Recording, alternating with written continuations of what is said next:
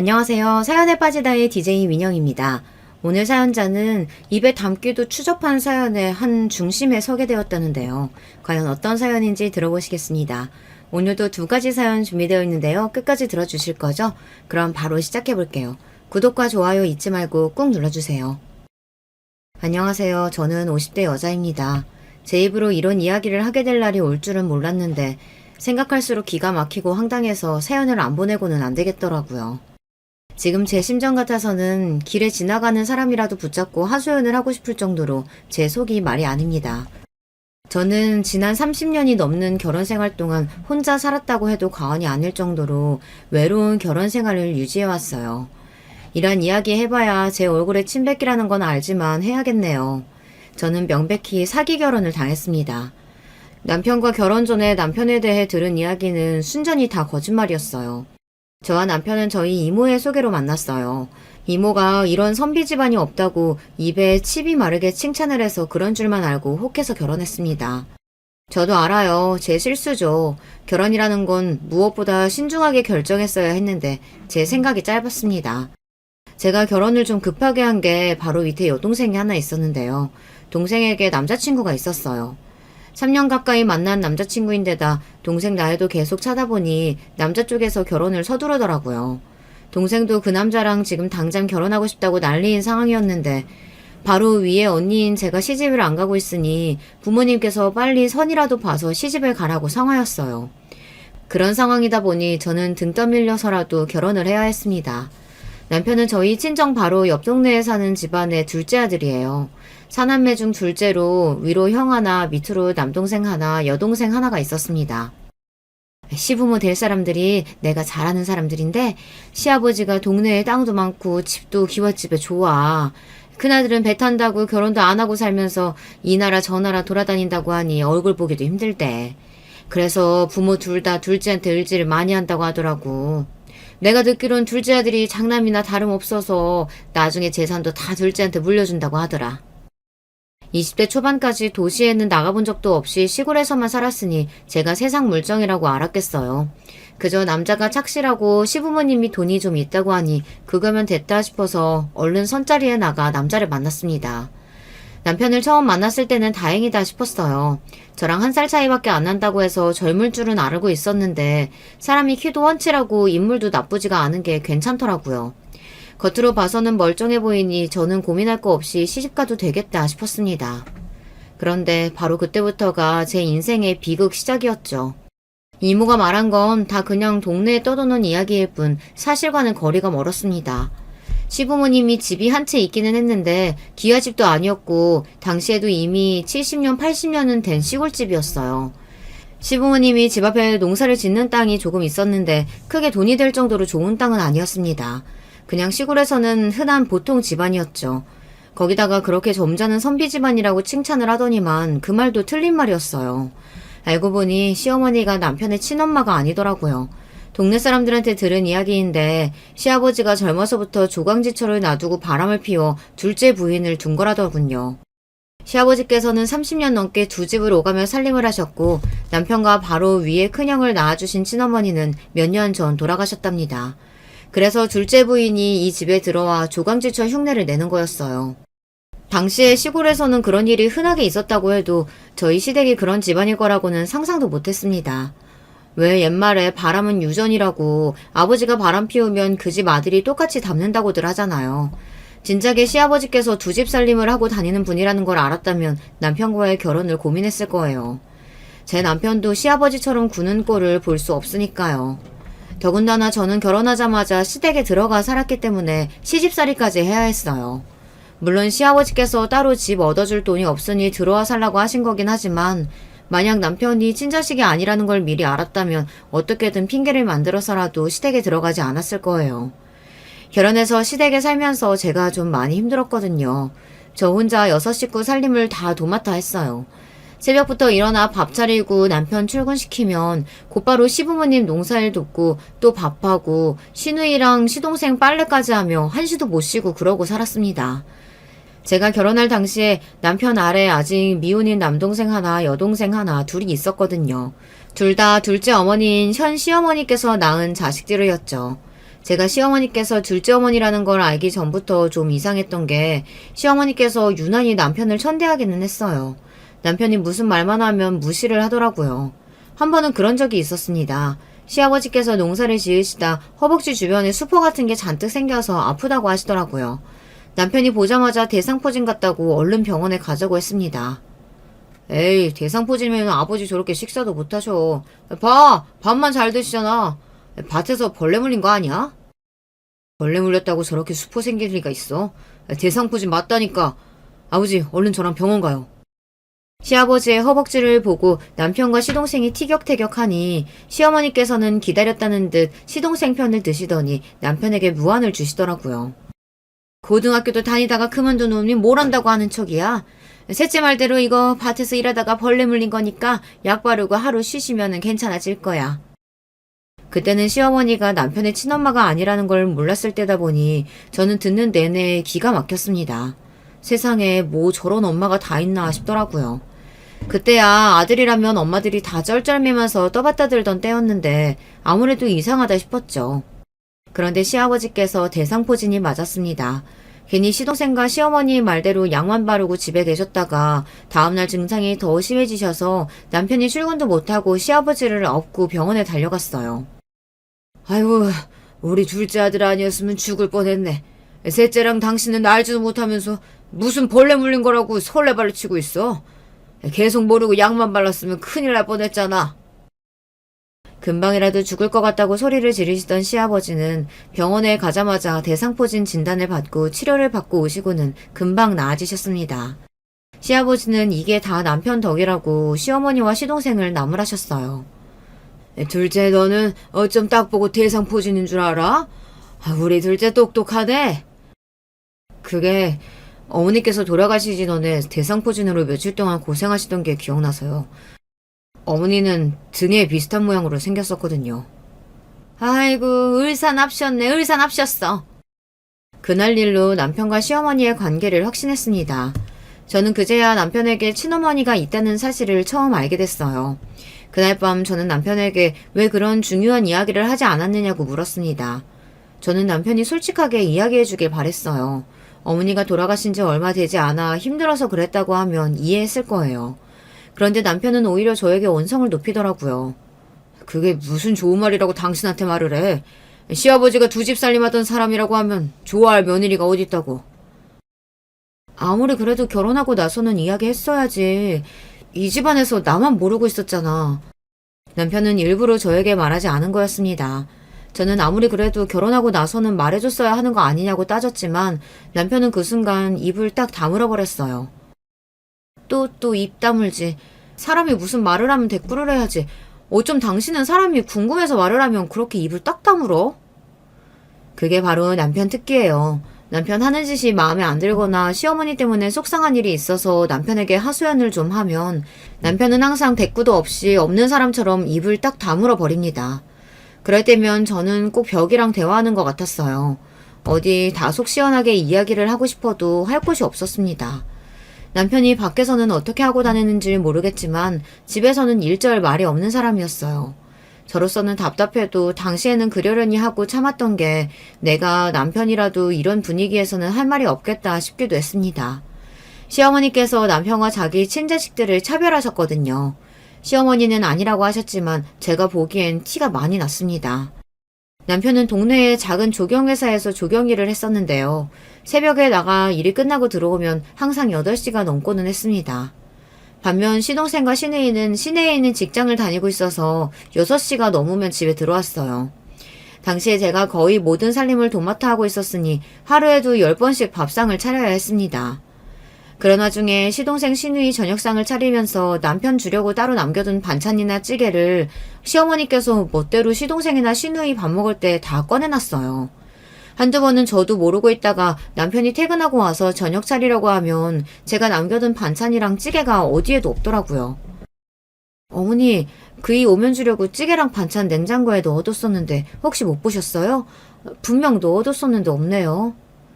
그거야 애들 퇴근하고 왔을 때 저녁으로 줬지. 시어머니는 뻔뻔하게 얼굴 표정 하나 안 변하고 자기 자식들에게 다 줬다고 말했습니다. 그 반찬이랑 찌개는 그이 주려고 따로 빼둔 건데 다 시동생이랑 시누이한테 주시면 어떡해요. 영우 씨 지금 퇴근하고 와서 씻고 있는데 당장 먹을 게 하나도 없어요. 어머, 너는 애가 왜 그렇게 손이 작니? 그러게 좀 많이 찌개 놓으면 될걸. 몰라. 네 남편 먹을 거니까 지금이라도 얼른 해서 주면 되지. 정 먹을 거 없으면 라면이나 하나 끓여줘. 세상에 어쩜 저렇게 티를 내는데 제가 어떻게 모를 수가 있겠어요. 아무리 친자식이 아니라고도 그렇지 20년 넘게 옆에서 지켜봤는데 먹는 거 가지고 저렇게 추잡하게 구니 저까지 다 기분이 나쁘더라고요. 저도 남편한테 정이 많은 건 아니지만 시어머니께서 그럴 때 보면 남편이 안쓰러웠어요. 저렇게 사랑을 못 받고 커서 아내인 나한테도 무심한 건가 싶더라고요. 남편은 저에게 무관심해도 너무 무관심했어요. 결혼 전에야 선자리에서 만나서 반년 만에 결혼했으니 가까워질 시간이 없다 치지만 결혼까지 했는데도 영 저에게 살갑게 대하지 않았습니다. 더군다나 남편이 조경 일을 하다 보니 다른 지역으로 출장을 가는 일도 많았어요. 특히나 섬이나 아예 다른 지역으로 가게 되면 한 달씩 집에 안 들어올 때도 있었는데요. 그럴 때면 저 혼자 시댁에서 외톨이나 다름없었습니다. 그러던 중 정말로 외톨이가 되어버리고 만 사건이 있었어요. 시동생이 결혼하겠다고 여자를 데려왔어요. 시동생은 남편보다 1살 어려서 저랑 동갑이에요. 당시에는 시동생이 좀 늦은 결혼이었는데 시동생보다 5살이나 어린 여자를 데리고 왔더라고요. 그런데 저와 달리 동서될 사람 나이가 어려서 그런지 애교도 많고 성격도 싹싹했어요. 저와 다르게 사랑을 많이 받고 자란 티가 났습니다. 시어머니에게도 보자마자 어머니 어머니 하면서 애교 있게 부르면서 잘하더라고요. 안 그래도 시어머니께서 자기 친자식들만 끼고 도시는 와중에 동서까지 들어오면 저는 찬밥 심세했게 뻔했죠. 그러던 어느 날이었습니다. 시아버지께서 저를 부르시더니 할 말이 있다고 하시더라고요. 셋째씩 날짜 잡혔으니까 너희는 집 구하는 대로 나가라. 둘째한테도 말해뒀으니까 아마 이번에 오면 집 구한다고 할 거다.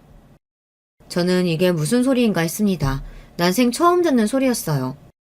아버님, 그게 무슨 말씀이세요? 뱃속에 애도 생겼는데 갑자기 그러시면 저희 세 식구 어디로 가요? 애도 생겼으니까 나가라는 거지. 도대체 언제까지 이 좁은 집구석에 얹혀서 살 거야? 저는 시부모님의 말씀에 어안이 벙벙했습니다. 결혼해서 시댁에 들어와서 살아야 한다고 했을 때는 당연히 달갑지 않았었지만 당시에 이미 시댁에 들어와 산 지 3년이 다 됐을 때였어요. 거기다가 아이도 임신했을 때였고요. 남편이 벌어오는 돈은 항상 시아버지께 생활비로 다 내놓았고 저에게 용돈 정도 줬었기 때문에 일절 모아둔 돈이 없었습니다.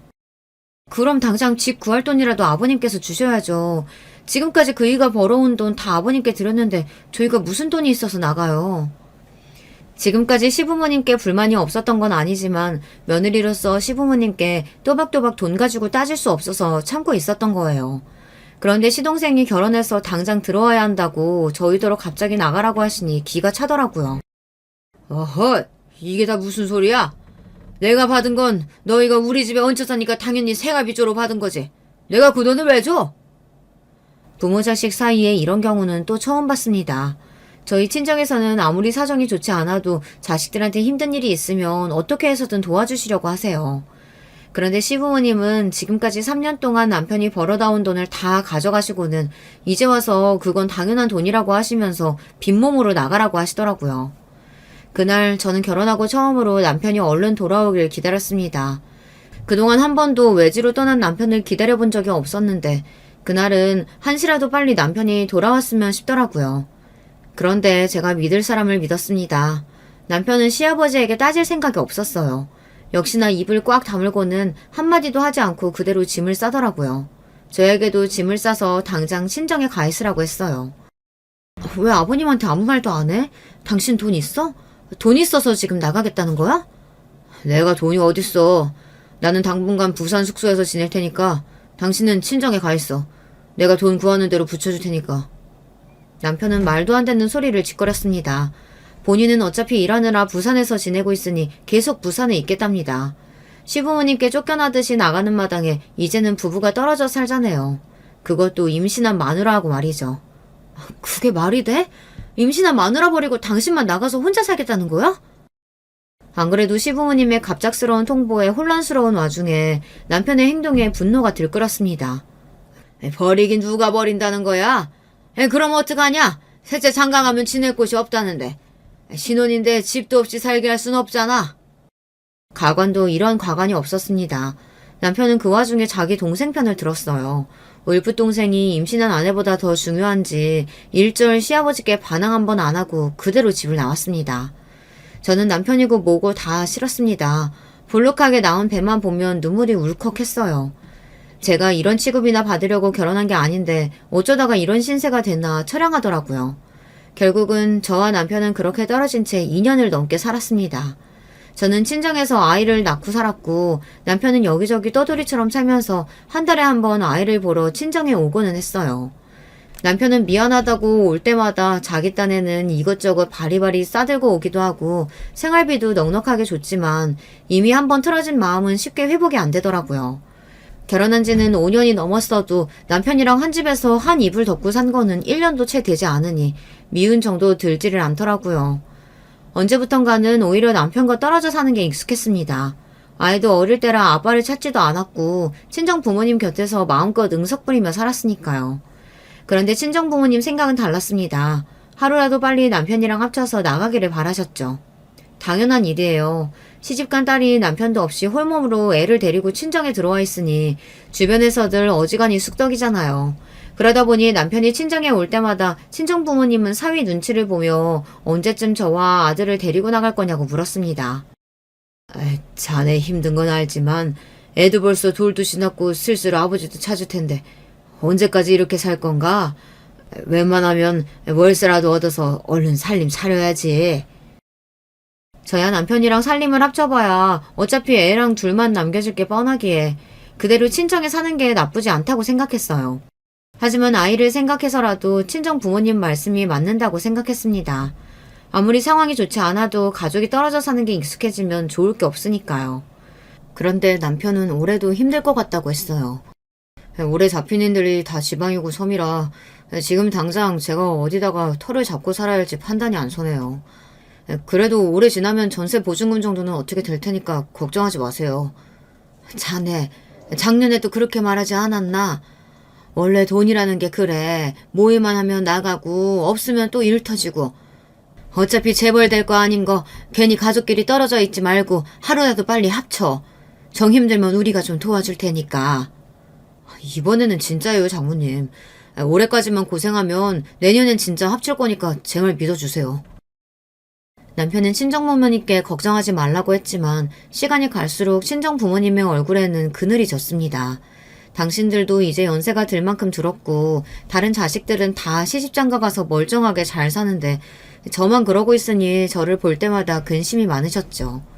그러던 중 일이 좀 터졌습니다. 남편이 일하는 팀의 반장이 갑자기 늦은 밤에 저에게 연락이 왔어요. 남편이 일하다가 좀 다쳤다고 하더라고요. 급하게 수술에 들어가야 하는 바람에 저에게 연락을 못했었는데 이제 막 수술 잘 끝나고 나왔답니다. 저는 놀라서 그 길로 남편의 있는 병원으로 가려고 했어요. 그런데 시간이 너무 늦어서 버스도 택시도 다니지를 않았어요. 저는 밤새 잠도 못 자고 뒤척이다가 바로 다음날 새벽이 되자마자 첫 차를 타고 남편이 있는 병원으로 갔어요. 그런데 그곳에서 믿을 수 없는 광경을 보고 말았습니다. 글쎄 남편 병실에 웬 여자가 있더라고요. 처음엔 같이 일하는 사람인가 혹은 반장이라는 사람과 아는 사이인가 수만 가지 생각을 했습니다. 그런데 잠시 뒤 그 여자가 누군지 바로 알 수 있었습니다. 자기야, 수술 잘 끝났다는데 왜 이렇게 힘이 없어. 얼른 일어나서 죽 좀 먹어봐. 당신이 기운을 차려야 내가 살지. 당신 이러고 있으면 난 어떡하라고. 분명 여자는 남편에게 자기야라고 불렀습니다. 그리고 남편도 여자에게 세상 다정한 목소리로 걱정하지 말라고 했어요. 아이, 이가 수술 별거 아니야. 며칠 입원만 하면 된다는데 뭘 걱정해. 그러자 금세 얼굴에 웃음을 띤 여자가 남편의 볼에 입술까지 맞추고 얼굴을 쓰다듬었어요. 저는 그 모습을 보자마자 눈이 휙 돌았습니다. 앞에 보이는 게 없었어요. 당신 지금 뭐 하는 거야? 인연이 누군데 당신을 자기라고 불러? 그때는 제가 너무 뭘 몰랐습니다. 남편에게 딴 년이 있다는 사실을 알았을 때 조용히 모르는 척하고 있다가 두 년놈들이 더러운 짓을 하는 걸 다 증거로 잡아 그때 헤어졌어야 했는데 당시에는 제가 힘이 넘치고 젊을 때라 몸이 먼저 나갔습니다. 그대로 상간녀 연에게 달려든 저는 그녀 머리끄댕이부터 잡았어요. 너 뭐야? 뭐 하는 년인데 저 자식은 남자한테 붙어서 그 더러운 입술을 비비고 있어. 당신 뭐야? 뭔데 이래? 이 손 안 나?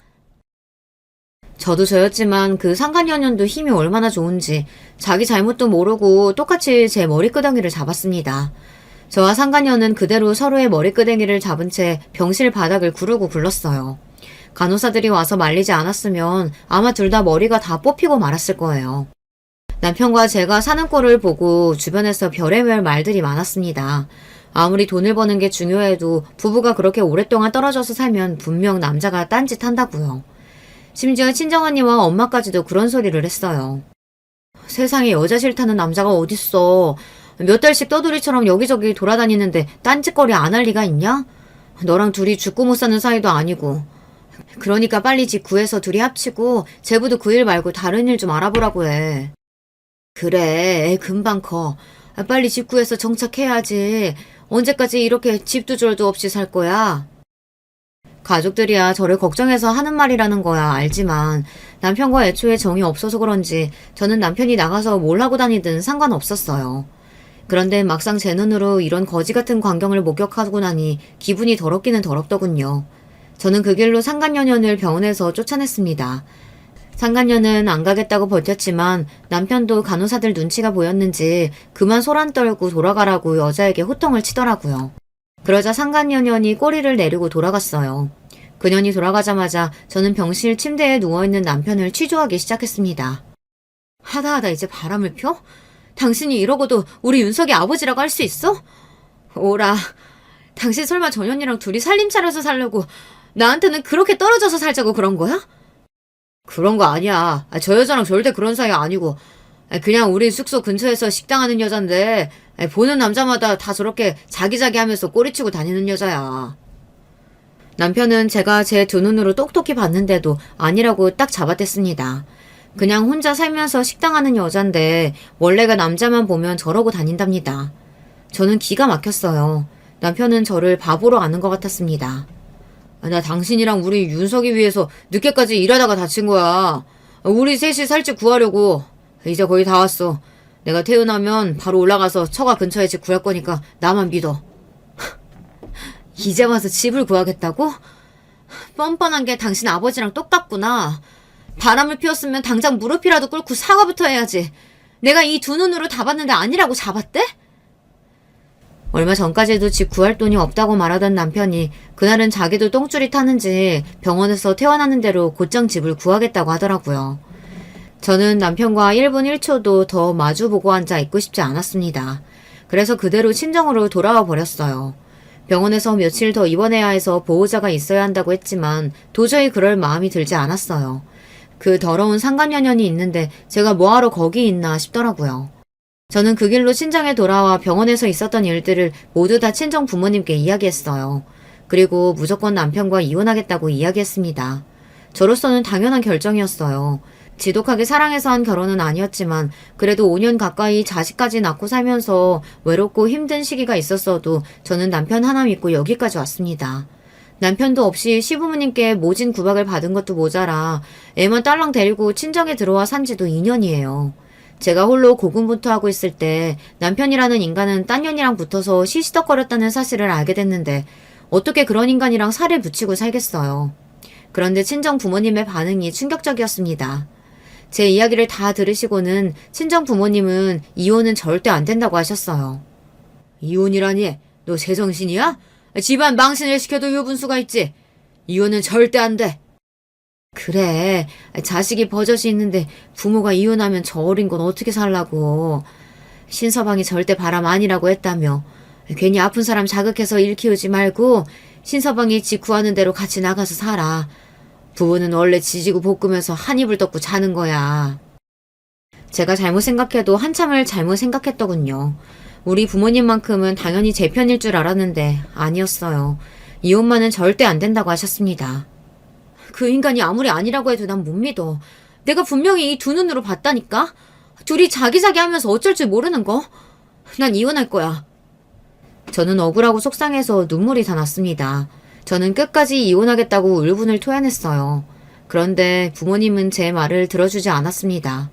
말 같지도 않은 소리 하고 있네. 내가 너 이혼하는 걸 보려고 지금까지 참고 데리고 산 줄 알아? 네 일은 내가 알아서 할 테니까 그런 줄 알아. 이혼만은 절대로 안 된다고 우기시던 친정아버지는 심지어 남편에게 직접 전화까지 해서 당신이 가진 돈이 있으니 당장 집 구하는 데에 보태서 저를 데리고 나가라고 하셨답니다. 이래서 부부가 떨어져 살면 안 되는 거야. 별거도 아닌 일로 서로 오해 생기잖아. 내가 가진 돈 싹 다 줄 테니까 지금 당장 집부터 구해. 알겠나? 네, 장인어른. 제가 설마 제 새끼 놔두고 그런 파렴치한 같은 짓을 하겠어요. 절대 아닙니다.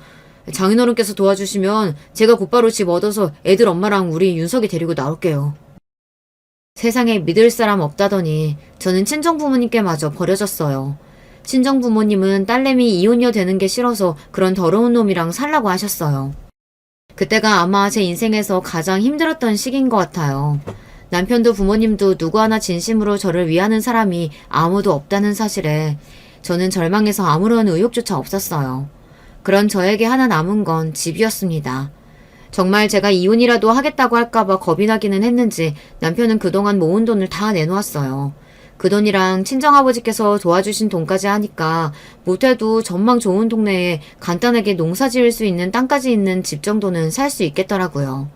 저는 복잡한 생각 같은 건 다 떨쳐내자 싶어 아들을 데리고 다니며 여기저기 좋은 집을 보러 다녔습니다. 그리고 남편과 친정아빠 돈으로 제가 원하는 동네에 원하던 집을 덜컥 사버렸어요. 인간에게 대인 마음을 이 좋은 집에서 아들과 치유하자 싶었거든요. 그럴 수밖에 없었던 게 남편이라는 인간은 개차반 중에 개차반이었어요. 저나 친정부모님 앞에서 바람 같은 거 피운 적 없다고 그렇게 딱 잡아떼던 인간이 알고 보니 바람 피우는 게 일상이더라고요. 한 번은 여름 휴가라 남편이 집에 온 적이 있었는데요. 아들도 고학년 때라 방학을 맞이해서 오랜만에 셋이 여행을 갔습니다. 남편이야 워낙 전국 여기저기를 돌아다니는 사람이다 보니 좋은 곳을 많이 알더라고요. 오랜만에 온 남편이 아들을 데리고 물놀이도 하고 낚시도 같이 해주는데 그 모습을 보니 저도 마음이 좋았습니다. 저에게는 나쁜 남편이라도 아들에게는 좋은 아버지일 수 있으니까요. 남편과 아들이 물놀이를 하고 둘이 샤워를 하러 들어갔어요. 저는 아무렇게나 벗어둔 남편의 옷과 가방을 정리했습니다. 그러던 중 보지 않았으면 좋았을 걸 보고야 말았어요. 남편 가방 앞주머니에 작은 수첩이 하나 있더라고요. 저는 이게 뭔가 싶어서 수첩을 열어봤습니다. 그런데 수첩에는 알 수 없는 이름들과 전화번호, 주소가 가득 적혀 있더라고요. 보은 홍디귿 송이응 369-3987 밀양 달콤 디귿 2999103? 이게 다 뭐야? 무슨 이름이 이래? 저는 수첩을 유심히 노려보다 도저히 무슨 뜻인지 이해가 안 돼서 한참을 멍하니 있었습니다. 그러다가 뭔가 머리에 번뜩이는 게 있어서 설마 하는 마음으로 곧장 전화기를 들었습니다. 그리고 수첩에 적혀있는 번호로 무작정 전화를 걸었어요. 네, 홍다방입니다. 혹시 거기 송씨 아가씨 있나요? 송양? 지금 출장 나갔는데. 무슨 일이세요? 역시나 제 생각이 맞았습니다. 남편이 수첩에 가득하게 적어둔 건 다름 아닌 다방 연락처였어요. 남편은 일하러 지방 현장에 갈 때마다 그 동네 다방년들이랑 영신 놀아난 거죠. 남편은 여자 없이 못 견디는 개자식이었어요. 핏줄이라는 게 참 이상합니다. 자기 아버지가 두 집 살림하고 살면서 평생 마음고생하며 산 어머니를 보고 살았으면서도 남편은 영락없이 자기 아버지를 빼다 박았어요. 아니, 어쩌면 시아버지보다도 남편이 더한 인간일 줄 모릅니다. 적어도 시아버지는 본인이 저지른 일을 책임지고 살았지만 남편은 말 그대로 자기 꼴리는 대로 추잡하게 사는 거니까요. 남편이 개차반이라는 사실을 알고도 같이 사는 저를 보고 언니는 한심하다는 듯 혀를 찼어요. 매일 개집질이나 하고 다니는 놈이 뭐가 좋다고 밥 차려주고 빨래해주냐고요. 제가 설마 그런 인간이 좋아서 참고 살겠어요? 아닙니다. 제가 할 수 있는 선에서 최선의 복수를 하고 살았어요. 이미 아들까지 있는 여자가 여자라면 환장하는 남편에게 할 수 있는 복수가 이혼밖에 없습니까? 저는 그렇게 생각하지 않았어요. 저의 목적은 딱 두 가지였습니다. 첫째는 아들이 아버지라는 인간이 개차반이라는 사실을 모르고 아버지를 존경하고 사랑하며 클 수 있게 자라도록 하는 것이었어요. 그리고 남편의 모든 경제권을 제가 갖는 것이었어요. 저는 이 두 가지를 모두 다 이뤄냈습니다. 친정을 나와 집을 사고 난 뒤 남편은 딴짓거리를 하다 저에게 걸린 적이 있었어요. 그럴 때마다 병신 같은 남편은 저에게 이혼만은 안 된다고 빌었습니다. 우리 윤석이 아버지 없이 자라게 할 순 없잖아. 내가 다시는 안 그럴 테니까 당신이 한 번만 용서해줘. 이번엔 진짜야. 믿어줘. 좋아. 대신 조건이 있어. 당신 월급 들어오는 통장 내놔. 앞으로 내가 돈 관리할게. 그럼. 앞으로 우리 윤석이 앞으로 돈 들어갈 때 많은데 당신이 알아서 관리해야지.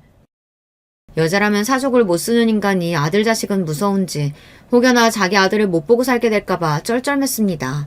저는 그 점을 철저하게 이용했어요.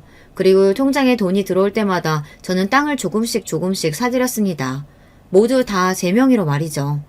남편이 세 번째 바람을 피우다가 걸렸을 때는 저도 너무 어이가 없어서 웃음이 다 나더라고요. 그때는 출장을 갔을 때도 아니었고 몇 달 동안 집 근처에서 일할 때였는데 동네 빵집 여자랑 바람이 났더라고요. 그걸 제가 어떻게 알게 된 줄 아세요? 글쎄 동네 공터 차 안에서 여자랑 그렇고 그런 짓을 하다가 경찰한테 딱 걸려서 풍기물난죄로 벌금까지 냈더라고요. 그런 일까지 있고 나니 제 눈에 남편은 그냥 정신병자였어요. 여자라고 치마만 두르면 좋아서 헐떡이는 개자식이었죠. 한편으로는 저렇게까지 여자를 좋아하는 놈이 왜 굳이 가정을 유지하면서 살려고 하는 걸까 궁금했습니다. 이혼하고 나가서 혼자 살면 속 시원하게 즐기면서 살 수 있을 텐데 아무리 자식 때문이라고 해도 왜 나한테 모든 걸 다 넘기면서까지 이혼을 안 하겠다는 건지 이해가 안 됐어요. 나도 더는 못 참겠어. 그냥 내가 깔끔하게 이혼해줄 테니까 앞으로는 편하게 당신 하고 싶은 대로 하고 살아.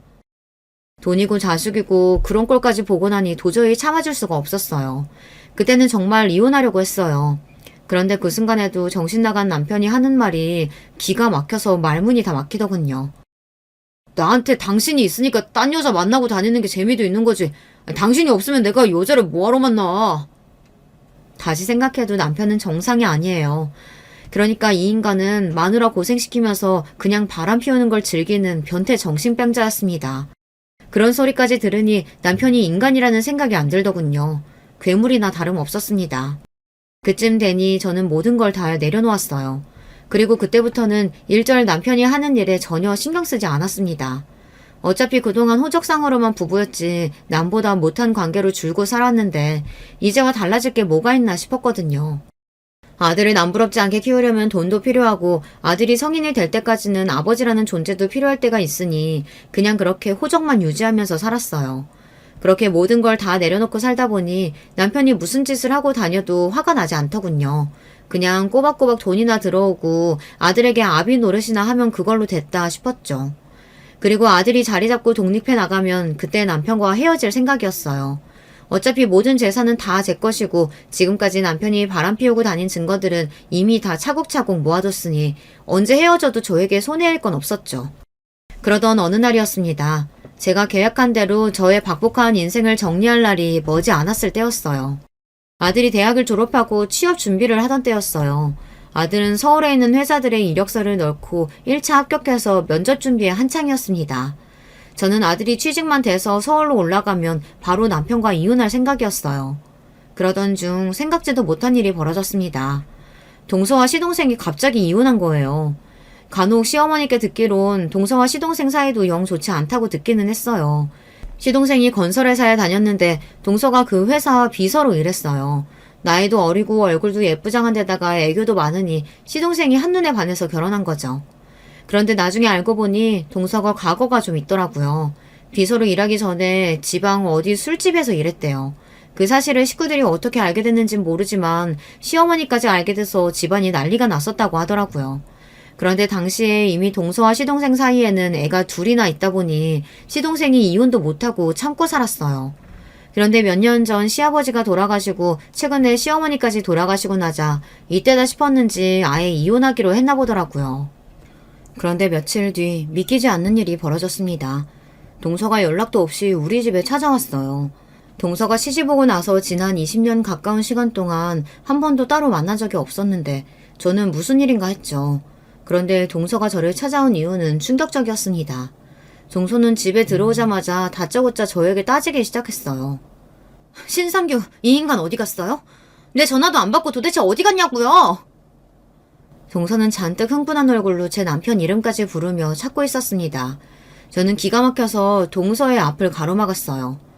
동서, 지금 뭐 하는 거야? 아무리 생각이 없어도 그렇지 누가 시숙 이름을 그렇게 함부로 불러? 그때였습니다.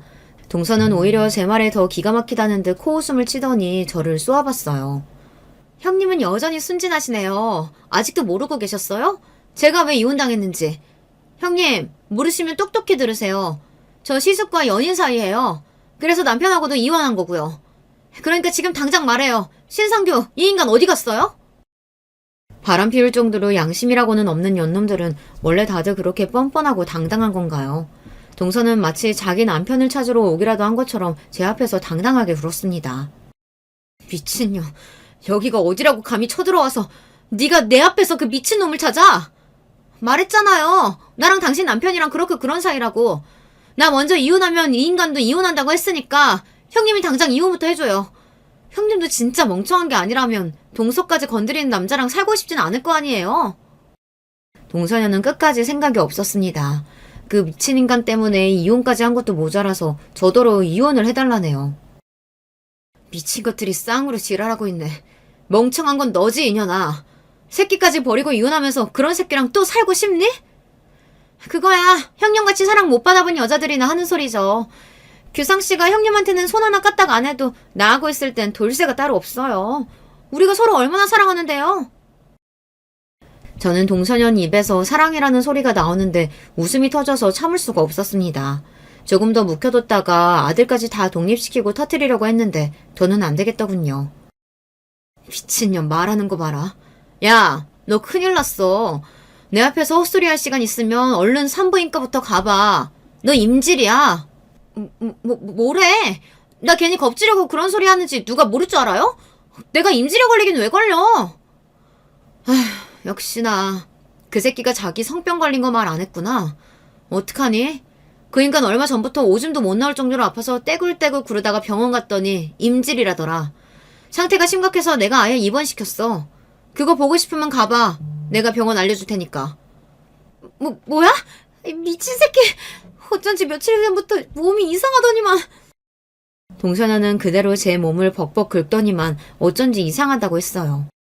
이제야 알았어? 그 새끼 그거 완전 성중독이야. 너 만나면서도 연신 방석집 드나드는 거 내가 몇 번이나 봤어. 설마 형님, 아니 너 나랑 신상규랑 만나고 있는 거 이미 알고 있었어? 당연하지. 내가 그 인간이랑 산 세월이 몇 년인데 그 인간이 새로 만나는 여자도 모를까봐? 아! 말도 안 돼! 뭐 이런 거지 같은 상황이 다 있어? 이 거지 같은 상황 만든 건 네 년이지. 내 집에서 그만 시끄럽게 떠들고 얼른 병원이나 가 이년아. 더러워 죽겠어. 동서는 혼란스러운지 자기 혼자 어쩔 줄 몰라 하더니만 도망치듯 집에서 나갔습니다. 이 일이 다 어떻게 된 거냐고요? 말 그대로입니다. 개차반 중에서도 제일 개차반 같은 인간이랑 20년을 넘게 살았는데 제가 정말 저 인간을 남편으로 생각하면서 살았을 리 없죠. 저는 내내 이혼할 준비만 하면서 산 사람입니다. 얼마나 많이 준비하고 기다렸겠어요. 물론 그 인간이 하다하다 동성까지 건드렸을 줄은 몰랐습니다. 상상도 못했어요. 그런데 얼마 전 시동생에게 연락이 왔더라고요. 동서가 바람을 피우는 것 같아 뒤를 밟았는데 글쎄 그 상대가 남편이었답니다. 사실 그 옆에 내가 술집 출신이라는 거 알려준 사람도 형이었어요. 자기가 젊어서 자주 가던 주점이 있었는데 거기서 그 옆에 내를 분명히 봤다고요. 그러면서 한다는 말이 술집에서도 애교가 많아서 인기 많았다고 제 앞에서 떠벌리다라니까요. 세상에 어떻게 그런 인간이 있을 수가 있죠? 그때도 정말 상종하고 싶지 않았어요. 알고 보니 동서가 술집 출신이라는 걸 시댁에 말해준 사람이 바로 남편이었답니다. 본인이 다니던 술집에서 동서를 본 적이 있었던 거예요. 그 뒤로 저와 시동생은 함께 증거를 모으고 있었어요. 동서도 이미 이혼하겠다고 마음을 굳힌 상태라 시동생과 동서는 재산 분할 없이 합의하고 이혼했습니다. 양육권도 다 시동생이 가져갔고요. 빈털터리가 된 동서는 오로지 제 남편만 믿고 이혼했더라고요. 형이 이혼하고 오면 본인이 책임지겠다고 했대요. 본인은 땅도 있고 집도 있다고요. 남편은 무식해도 너무 무식했습니다. 지금까지 본인이 저지르고 산 일이 있는데 집이고 땅이고 재산이 본인 마음대로 될 줄 알았나 봐요. 그걸 가지고 동서에게 이혼하라고 종용했답니다. 얼마 전 남편이 저에게 이혼 이야기를 꺼내기는 했습니다. 그러던 중 남편 몸이 이상해서 병원에 갔다가 임질이라는 사실을 알게 된 거죠. 남편은 끝까지 그럴 리 없다고 우겼지만 제가 보기엔 이상하지도 않았습니다. 시동생에게 동서와 남편이 불륜 사이라는 이야기를 들은 뒤 제가 남편에게 사람을 붙였는데 남편은 동서를 만나면서도 틈만 나면 시내에 있는 방석집에 드나들었어요. 그렇게 함부로 몸을 걸리고 다녔으니 임질에 안 걸리는 게 이상했죠. 그 와중에도 동서까지 만나고 다녔으니 동서년한테 옮았을 게 뻔합니다. 더군다나 남편이 임질 진단을 받고 병원에서 간단한 설문에 답을 했는데 의사 말이 남편이 아무래도 성중독 증세가 있는 것 같다고 자세하게 검사를 해보면 좋을 것 같다고 하더라고요. 검사 결과 남편은 성중독이 맞았습니다. 남편은 병적으로 여자한테 미쳐 있었던 거예요. 임질을 치료하더라도 남편 개인이 가지고 있는 성에 대한 사고방식에 이미 문제가 있기에 또 같은 일이 반복될 수 있다고 판단해서 치료를 해보기로 했던 거예요. 제가 동서에게 남편의 이야기를 하고 난 뒤 동서가 정말로 남편이 있는 병원에 찾아갔었나 봐요. 동서는 남편에게 찾아가 멱살을 잡고 난리를 쳤답니다. 네가 감히 나를 속여? 너같이 더러운 인간 때문에 내가 임질까지 걸리고 이혼까지 당한 것도 모자라서 네 마누라한테 소장까지 받았어. 앞으로 어떻게 책임질 거야? 제가 동서에게 상간녀 소송 소장을 보냈어요. 이미 증거가 수두룩하기에 동서가 빠져나갈 방법은 없었습니다. 책임은 무슨 책임이야. 술집년 주제에 좀 놀아줬더니 이게 어디서 기어올라? 너 같은 년 필요 없으니까 다시는 찾아오지 마. 남편은 자기 몸이라면 끔찍한 사람이에요. 그 전까지는 자신의 문란한 사생활에 대해 전혀 부끄러워하지 않았지만 자기 몸이 아프고 병들고 보니 후회가 되기는 하나 봐요. 동서에게도 다시는 찾아오지 말라고 소리소리를 질렀답니다. 여보, 내가 진짜 잘못했어. 내가 치료하고 나오면 앞으로 평생 당신만 바라보고 잘할 테니까 나 좀 용서해줘. 그리고 우리 아들한테 나 임질 때문에 치료 중이라고 말하면 안 돼? 인간이 한심해도 어쩜 저 정도로 한심할 수가 있을까요? 저는 남편의 멍청함에 혀를 끌끌 찼습니다. 용서? 웃기고 있네. 내가 이날만을 얼마나 기다렸는데 용서는 용서야. 치료 핑계로 자꾸 날짜 미루지 말고 제대로 붙어. 제 입에 담기도 흉한 이 이야기가 사실입니다. 제가 지난 25년 동안 호적상 부부로 살았던 인간이 바로 그런 괴물 같은 인간이었어요. 그 이후로 어떻게 됐냐고요? 저는 남편이라고 부르고 싶지도 않은 그 인간과 이혼하고 잘 살고 있습니다. 아들은 이미 미성년자가 아니기에 조정할 내용이 없어서 금방 소송이 끝났어요. 저는 일절 재산 분할 없이 몽땅 다 제가 가져왔습니다. 집이며 땅이며 다 제 명의이기도 했고 이혼 사유가 명백히 남편의 유책으로 인한 소송이었기에 오래 걸리지도 않았어요. 특히나 상간녀가 동서였다는 사실이 재판에 크게 작용했죠. 저는 그리고 진작 남편에게 이야기했습니다. 혹여나 재산 분할 어쩌고 토를 달면 그 즉시 아들에게 지금까지 남편이 저지른 만행에 대해 다 이야기하겠다고 했어요. 남편은 다른 건 몰라도 자기 아들만큼은 끔찍하게 생각하니까요. 제가 남편에게 말은 그렇게 했어도 사실 아들에게 남편이 저지른 만행에 대해서 전부 다 이야기할 생각은 없었어요. 저에게는 세상 쓰레기 같은 인간이었어도 어찌됐든 아들에게는 아버지니까요. 정확한 이혼 사유에 대해서는 아들에게 이야기하지 않았습니다. 시동생도 아이들에게는 동서와 남편의 일에 대해 이야기하지 않았거든요. 언젠가 아이들이 알게 될 수도 있지만 어떻게든 평생 모르게 하고 싶어요. 저는 이혼 후 집과 땅 모두 정리해 얼마 전 아들이 있는 서울로 올라왔습니다. 남편과 이혼 사실에 아들이 많이 놀라긴 했지만 아들도 성인이다 보니 저의 결정에 존중해줬어요. 저는 현재 어느 때보다 행복한 시간을 보내고 있습니다. 50년 넘게 산 세월 중에 지금처럼 속이 편안한 시간은 처음인 것 같아요. 반면 남편은 지난 세월 본인의 업보를 치르는 중입니다. 남편은 현재 지자체에서 운영하는 중독치료센터에 들어가 있어요. 성병에 걸린 이후 치료를 하고 나서도 후유증이 심해서 고생 중이라고 하더라고요. 요도염이 심해져서 전립선 기능에 문제가 생겨 아직도 치료 중이라고 합니다. 가끔 남편에게 한두 번 전화가 와서 알게 된 건데 저는 듣고 싶지 않아서 다시는 전화하지 말라고 했습니다. 남편이 아들과 따로 연락하고 싶어 하는 건 같았지만 치료센터에서 나온 이후에 연락하라고 했어요.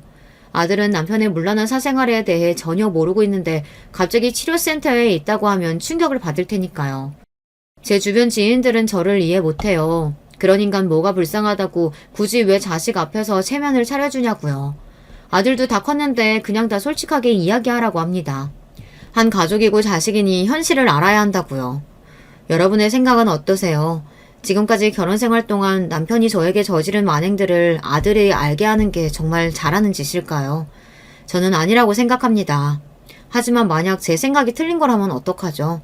아들도 남편과 같은 남자이니 자신의 아버지가 그런 사람이었다는 걸 아는 게 나은 걸까요? 여러분의 의견 댓글로 남겨주시면 읽어보고 참고하도록 하겠습니다. 지금까지 저의 긴 막장 스토리 끝까지 읽어주셔서 감사해요. 여러분의 가정에는 언제나 즐거운 일만 가득하시길 바라겠습니다.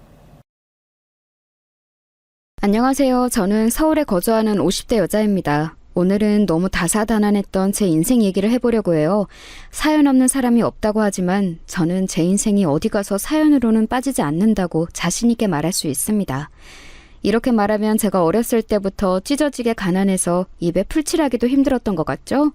놀랍게도 전혀 아니랍니다. 저는 아주 부유한 집안에서 태어났어요. 정확히 말하면 증조 할아버지 때부터 부유했다고 해요. 사장님, 좋은 아침입니다. 오늘은 거래처에 볼 일이 있으시다고 들었어요. 거기로 바로 안내하겠습니다. 아빠는 출퇴근도 기사 아저씨가 해줄 정도였습니다. 아빠의 회사는 국내에서 유명한 제조업 회사였는데 덕분에 잘하면서 돈 걱정은 해본 적이 전혀 없어요. 엄마도 유명한 집안이라 돈이 많았고 저는 금지옥역 외동딸로 구김없이 자랐습니다. 학교에서 선생님들이 예뻐해 주셨고 친구들과 교우관계도 아주 좋았어요. 그렇게 고등학교를 졸업한 저는 국내에 있는 유명한 여자대학교에 입학했습니다. 그리고 어떤 남자를 만나게 되었어요. 그 사람의 이름은 김진석이었고 제 첫사랑이었습니다. 진석이는 저와 동갑이었는데 매우 활발하고 다정한 사람이었어요. 서로 첫눈에 반해 무려 4년을 사귀었는데 한 번도 싸운 적이 없답니다. 그러다 대학을 졸업하고 진석이와 결혼하려 했는데 집에서 심하게 반대하셨어요. 말이 되는 소리를 해라. 미자야, 우리가 어떤 집안인데 저런 별 볼 일 없는 놈과 결혼하려고 하는 거니? 내가 너를 어떻게 키웠는데 당장 저놈과 헤어져. 아빠, 저는 진석이가 아니면 결혼하고 싶지 않아요. 제가 얼마나 저 사람을 사랑하는지 아빠도 알잖아요. 제가 처음이자 마지막으로 엄마랑 아빠한테 부탁하는 거 모르세요? 잘하면서 한 번도 반항한 적 없잖아요. 제발요. 미자야, 네 마음은 알겠지만 엄마도 이건 반대야. 우리 딸의 남편은 최소한 집이 우리 정도는 아니어도 적어도 중산층은 되어야 하지 않겠니? 저런 집에 우리 딸을 시집 보내라고? 엄마는 지금 너무 끔찍해서 잠도 오지 않아. 너야말로 부모 마음을 이해 좀 해줘. 엄마까지 왜 이래? 우리는 이미 평생을 약속한 사이야. 제발 결혼하게 해줘. 제발. 보통 자식에게는 부모는 없다고 하죠. 그런데 우리 집은 예외였어요. 저는 자라면서 부모님에게 반항해 본 적이 없거든요. 그런 제가 처음이자 마지막으로 부탁한 게 제 결혼이었는데 부모님은 오히려 화를 내셨습니다. 그도 그럴 것이 상당히 재력이 있던 우리 집과 달리 그 당시 진석이의 집은 가난했어요. 저는 몰랐는데 아빠는 진석이를 몰래 찾아갔나 보더라고요. 어느 날 진석이가 저에게 이별을 고했고 제 첫사랑은 그렇게 끝나게 되었습니다. 내가 나중에 큰 사람이 되면 미자 너를 다시 찾아올게. 나는 너 아니면 안 돼. 우리가 지금은 상황 때문에 어쩔 수가 없지만 나중에 꼭 다시 만나자. 나는 진석이 너를 믿어. 너는 성실하고 꼼꼼하니까 꼭 성공할 거야. 그러니까 우리가 헤어지는 것은 그냥 잠시 떨어지는 거지 영원한 이별은 아니야. 저는 진심으로 진석이와 영영 이별하는 거라고 절대 생각하지 않았어요. 그런데 그런 저를 알았는지 부모님은 저를 강제로 미국에 유학을 보내셨습니다. 대학원을 억지로 미국으로 가게 된 저는 가서 향수병과 우울증에 걸리게 되었어요. 평생을 한국에서 살다 미국에 갔으니 적응을 잘했겠어요? 물론 외국 생활이 잘 맞는 사람이 있다고 하지만 저는 전혀 아니었습니다. 다음 주에 졸업식이야. 그거 끝나면 바로 한국으로 들어갈 거야. 엄마랑 아빠가 원하는 대학원 나왔으니까 진석이 찾아서 결혼할 거야. 제발 그 진석이란 이름 그만 꺼내. 그리고 미국에 갔으면 거기서 잘난 놈 하나 만들지. 못하러 아직도 진석이를 못 잊어? 아휴, 됐다. 엄마랑 아빠도 네 졸업식에 참여할 거니까 그렇게 알고 기다려. 상처만 남은 채로 미국 유학을 끝내고 한국으로 온 저는 진짜로 진석이를 찾으려고 애썼어요. 그런데 진석이는 마치 증발한 것처럼 사라진 후였습니다. 연애를 길게 하면서 서로 집을 알았기 때문에 집도 찾아갔는데 이미 이사가고 없더라고요. 진석이가 아니면 결혼하고 싶지 않았던 저는 그렇게 아무 남자도 만나지 않았어요. 엄마와 아빠가 아무리 선자리를 주선해도 나가지 않았습니다. 친구들은 다 결혼하고 저만 혼자 남은 채로 30대를 맞이하게 되었어요. 미자야, 아빠가 미안하다. 그러니 제발 이번 선은 나가볼래? 이 사람 진짜 괜찮은 사람이라고 업계에 자자해. 그러니까 제발 아빠랑 엄마 얼굴을 봐서라도 한번 나가기만 해봐, 응? 나는 결혼 생각 없다고 했잖아요. 내가 언제 진석이 찾아달라고 했어요? 나도 깔끔하게 포기했으니까 이제 나한테 결혼 얘기 꺼내지 말라고요. 생각 없어요. 급기야 아빠와 엄마는 나중에 제가 결혼하지 않자 쩔쩔매기 시작했습니다.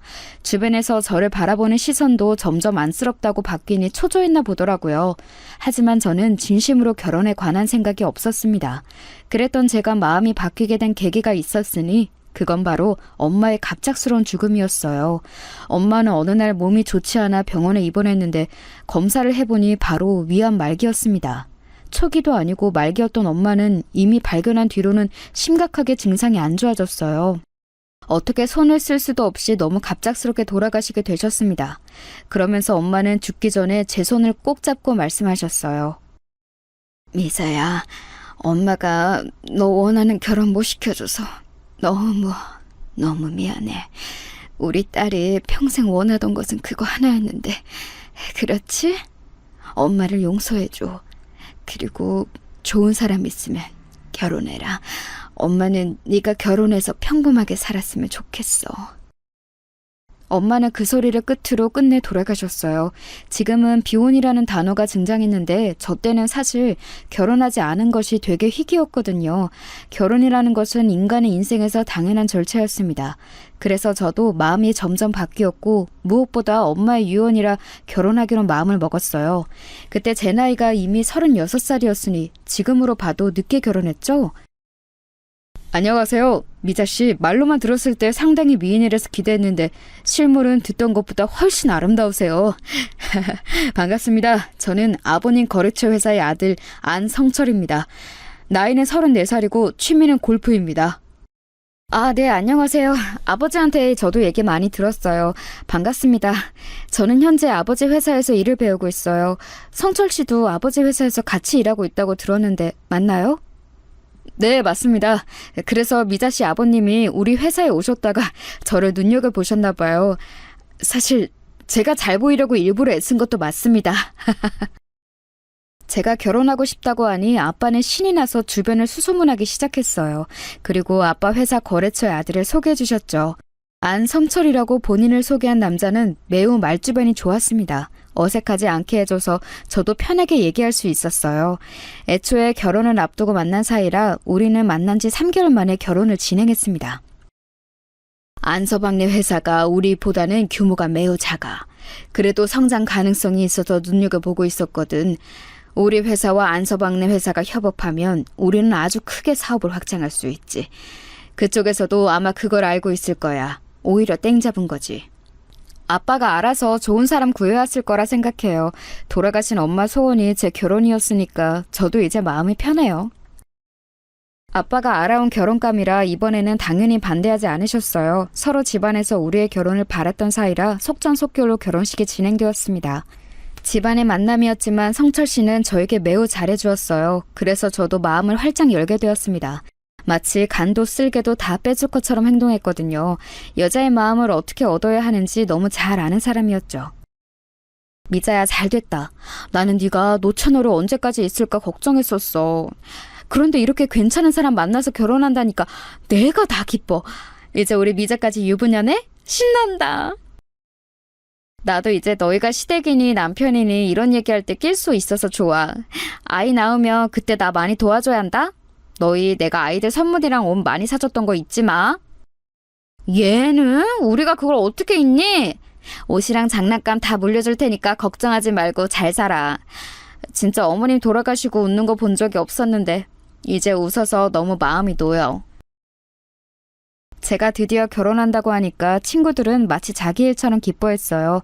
저도 그래서 이때까지는 제 인생에서는 고생이라고는 없을 줄 알았습니다. 남들처럼 평범하게 남편과 아이를 낳고 행복한 인생을 보낼 줄 알았어요. 결혼식을 올리고 남편과 저는 바로 아이를 가지려고 노력했습니다. 그런데 제가 워낙 늦게 결혼해서 아이를 가지려고 하니 나이가 걸리더라고요. 이미 지금 산모분 나이가 있어서 노산이에요. 지금 상태로는 자연 임신이 매우 힘듭니다. 인공수정을 통해 임신하셔야 하는데 그렇게 하시겠어요? 네, 저희는 임신을 꼭 하고 싶어요. 어떤 것부터 시작해야 하나요? 돈은 상관없으니까 아이만 가지게 해주세요. 간절해요. 나이도 나이였는데 제가 저 때 몸 상태가 그리 좋은 편이 아니었거든요. 아빠를 도와 회사 일을 처리하느라 스트레스가 많던 시절이었습니다. 그래서 저도 임신을 하려고 해도 상황이 너무 힘들었어요. 결국 몇 번의 시도 끝에 인공수정으로 임신하게 되었습니다. 남편과 저는 무조건 아이를 가지고 싶었어요. 그래서 아무리 힘들어도 꼭 참고 노력했습니다. 마침내 임신에 성공했고 그 사실을 양가에 알렸더니 매우 좋아하셨어요. 의사가 말하길 절대 무리하지 말라고 하더라고요. 자연 임신이어도 조심해야 하는데 저는 인공수정이라 더욱 안정이 필요하대요. 그래서 회사는 당분간 나가지 못해요. 집에서 편하게 태교할게요. 그래, 그건 걱정하지 마라. 우리 딸의 건강이 최우선이지. 어렵게 가진 아이니까 집에서 걱정이라고는 하지도 말고 편하게 있으렴. 필요한 거나 먹고 싶은 게 있으면 언제든지 아빠에게 말하고, 알겠지? 임신에 성공하고 병원에서 권고한 대로 아예 출근도 하지 않고 태교에만 집중했어요. 아이를 기다리며 남편과 더욱 돈독해지고 사이도 좋아졌습니다. 그렇게 집에서 편하게 태교하고 저는 아무 문제 없이 출산까지 하게 되었어요. 우리 미자를 닮은 예쁜 공주님이네. 어쩜 이렇게 예쁘게 생겼을까. 아이고, 내가 손녀딸도 안아보네. 하늘에 있는 이 엄마가 봤으면 얼마나 기뻐했을까. 안 그래도 남편하고 주말에 엄마 납골당에 다녀오려고요. 그리고 너무 슬프게 생각하지 말고 아빠가 엄마 목까지 사랑을 더 주면 되잖아요. 우리 서연이 나랑 똑 닮아서 예쁘잖아요. 제가 낳은 아이의 성별은 딸이었어요. 어렵게 가진 아이라 그런가 얼마나 사랑스러웠는지 모릅니다. 세상을 다 가진 기분이라고 하면 설명될까요? 저는 아직도 아이가 태어난 날의 기억이 생생해요. 그 정도로 저한테 딸은 자식 그 이상의 의미였어요. 너무 소중해서 보고 있어도 보고 싶은 마음이 들었죠. 그래서 제 소원은 남편과 사랑스러운 우리 서연이와 셋이 죽을 때까지 행복하게 사는 거였습니다. 그런데 이 소박한 소원은 얼마 가지 않아 산산조각이 나게 되었어요. 이때가 제 불행의 시작이었습니다. 남편은 시아버지 회사에서 저는 친정아빠 회사에서 일하고 있었는데 시간이 흐르며 제가 아이를 낳고 저는 회사 일에서 손을 떼기 시작했습니다. 어렵게 가진 아이라서 잘 키우고 싶은 마음이 매우 컸거든요. 그러면서 남편이 제 일을 대신해주고는 했습니다. 처음에는 선뜻 먼저 나서서 자료 정리를 해준다는 남편이 너무 고마웠어요. 여보, 내가 당신 회사 자료 정리해줄게. 그 대외비 파일은 어디서 볼 수 있는 거야? 장인어른이 저번에 말했던 중요한 계약서는 어디 있지? 서재 없더라. 아, 그건 회사 내 사무실에 있어. 매번 그렇게 나 도와줘서 고마워. 만약 당신이 없었다면 우리 회사가 잘 굴러가지 않았을 거야. 당신이 이렇게 일을 잘하는 줄은 몰랐어. 그렇게 말해줘서 고마워. 내가 그럼 당신 회사 출근해서 이따 자료 볼게. 미리 김 비서에게 내가 간다고 말해줘. 요즘은 근데 내가 불쑥 찾아가도 다들 아무 말 안 하더라. 이미 사위고 남편인 거 다 알아서 그런가 봐. 당연하지. 당신처럼 이렇게 장인어른하고 아내 회사 일을 진심으로 도와주는 사람이 어디 있니? 우리 서연이랑 행복하게 살자. 사랑해. 너무 평화로운 일상이 지속되다 사건이 터지게 되었어요. 그날은 평소와 다름없이 집에서 제가 아이를 돌보고 있었는데 갑자기 아빠한테 전화가 오더라고요. 무슨 일이 있는 것처럼 받기 전에 이상한 기운이 돌았습니다. 여보세요? 아빠 무슨 일이에요? 안서방이요? 지금 회사에 갔죠. 아까 평소처럼 아침에 밥 먹고 나가는데 왜요? 미자야, 지금부터 정신 똑바로 차리고 잘 들어. 안서방이 아무래도 우리 회사 정보를 다 빼낸 것 같다. 갑자기 거래처들이 죄다 계약을 안 하고 안서방네 회사는 계약하더라. 심지어 일하던 직원들도 줄줄이 사표를 내고 있어. 뭐라고요? 아빠 잠시만요. 조금 자세히 말해주세요. 저 지금 너무 놀라서... 아니, 네? 아니, 남편 오늘도 평소랑 다른 점이 없었어요. 아빠한테 들은 내용은 너무 충격적이었어요. 저는 진짜 남편이 우리 아빠의 회사 자료를 전부 보면서 뒤에서 몰래 딴짓하고 있다는 사실을 전혀 몰랐습니다. 그만큼 남편을 믿었고 우리 아빠고 남편을 상당히 신뢰했어요. 알고 봤더니 남편은 본인 회사보다 훨씬 규모가 컸던 우리 회사를 질투했더라고요. 그러면서 우리 회사의 주요 인원을 빼가고 자료도 빼돌리고 중요한 계약건도 가로챘습니다. 심지어 횡령까지 해서 나중에 아빠와 제가 알아차렸을 때는 이미 손을 쓸 수가 없는 상태였어요. 지금에서야 아무렇지 않게 이렇게 얘기하지만 저 때는 너무 당황해서 심장이 빨리 뛰어 과호흡이 올 정도였습니다. 남편에게 전화했더니 남편은 전화를 받지 않더라고요. 심지어 그날 밤에는 집에도 오지 않았습니다. 어머니, 아버님, 문 열어주세요. 지금 이게 말이 된다고 생각하세요? 문 열어주세요. 지금 애 아빠 어디 있어요? 어떻게 이럴 수가 있냐고요? 아유, 잠시만. 나도 이게 지금 무슨 일인가 싶어. 나도 오늘 알았어. 잠시만 일단 들어와라. 여보, 아들하고 연락돼? 아이를 업고 시댁으로 달려간 저는 시댁 거실에 주저앉아 엉엉 울었어요. 시부모님 반응을 보니 시부모님도 이렇게 일이 커질 줄은 몰랐던 것 같더라고요. 아니, 나는 아들이 사돈 회사가 워낙 크니까 같이 잘해보자는 의미로 그런 줄 알았지. 아휴, 내가 미안하다. 시아버지는 어느 정도 알고 있었지만 이 정도로 커지는 것은 예상하지 못했다고 했습니다. 그렇게 며칠을 울며 아무것도 먹지 못하고 있었어요. 그러다 남편이 아주 수척해진 얼굴로 집에 왔습니다. 친정아빠가 집에서 달려와서 남편과 같이 얘기했어요. 그런데 심지어 남편은 우리 회사에서 빼간 정보와 인재를 줄줄이 놓쳤다고 하더라고요. 어떻게 안서방이 우리 뒤통수를 쳐? 안서방 자네를 내가 얼마나 믿었는데. 지금 심지어 우리 회사는 부도가 나게 생겼어. 다른 건 다 그냥 넘어갈 테니 우리 회사는 지켜주게. 제발. 저도 이러려고 그런 건 아니었는데 일이 꼬이면서 매우 커졌어요. 장인어른, 미자야, 내가 미안하다. 우리 서연이를 볼 면목도 없어. 지금 일이 다 꼬였어요. 우리 회사도 지금 부도 직전이에요. 이렇게 우리 집을 배신할 거면 당신 회사라도 살렸어야지. 지금 우리 그럼 어떡해? 당신도 우리도 지금 두 집안이 망하게 생겼잖아. 당신 제정신이야? 어? 사람이 어떻게 이래? 권력이 눈이 멀어도 적당히 멀어야지. 처음엔 그냥 우리 회사가 당신 회사처럼 저 정도 규모가 되길 원했었어. 그래서 야금야금 빼간 것은 맞아. 그런데 그 과정에서 다 꼬여버렸어. 어떡해. 어떡해. 안서방, 진정하고 우리 차라리 그럼 합병이라도 하는 거 어떤가? 두 회사가 다 망하면 당장 직원들은 어떡하고 우리는 어떡해? 제발 정신 차리고 뭐라도 해보자, 응? 남편은 심지어 본인 회사까지 말아먹었어요. 나중에는 남편 회사도 망하고 우리 회사도 망해서 손을 쓸 수가 없는 지경이 되었습니다. 시아버지까지 나서서 회사들을 살리려고 했으나 이미 기울어진 회사는 돌이킬 수가 없었어요. 내가 어떻게 키운 회사인데 우리 아버지나 할아버지가 이 회사를 키우려고 얼마나 고생하셨는데 나는 그분들에게 죄송해서 죽지도 못해. 아이고. 아빠, 정신 차려요. 아빠. 119. 여보세요? 여기 사람이 쓰러졌어요. 빨리 와주세요. 친정아빠는 충격에 그대로 쓰러져서 병원에 입원하셔서 깨어나지도 않았어요. 충격이 너무 커서 마치 잠이 든 것처럼 눈을 뜨지 못하셨습니다. 그래도 호흡이 끊겨서 돌아가신 것은 아니라 그나마 다행이었죠. 너무 절망적인 그때 우리 딸의 나이가 겨우 4살이었습니다. 한창 부모 품에서 아무것도 모른 채로 자라야 하는 우리 딸에게 너무 미안했어요. 제가 다시 뭐라도 해보려고 노력했는데 4년 동안 실무에서 손을 떼고 있어서 뭐가 뭔지 모르겠더라고요. 이미 수습하려고 해도 수습할 수 없을 지경이 되었기도 했습니다. 어떡할 거야? 어떡할 거냐고! 지금 우리 아빠는 정신적 충격으로 쓰러져서 병원에 입원했어. 언제 일어날지도 몰라. 이게 다 당신 때문이잖아. 왜 그랬어? 망할 거면 혼자 망하지 왜 내 인생을 이렇게 만들어! 그럼 나보고 어떡하라고. 나라고 이렇게 될 줄 알았겠어? 나도 지금 미칠 것 같아. 어디 가서 확 죽을까? 그럼 속 시원하겠냐? 죽긴 뭘 죽어? 장난하니? 당신이 죽으면 우리 서연이는 겨우 힘들게 가져서 낳은 네 딸 지금 겨우 4살이야.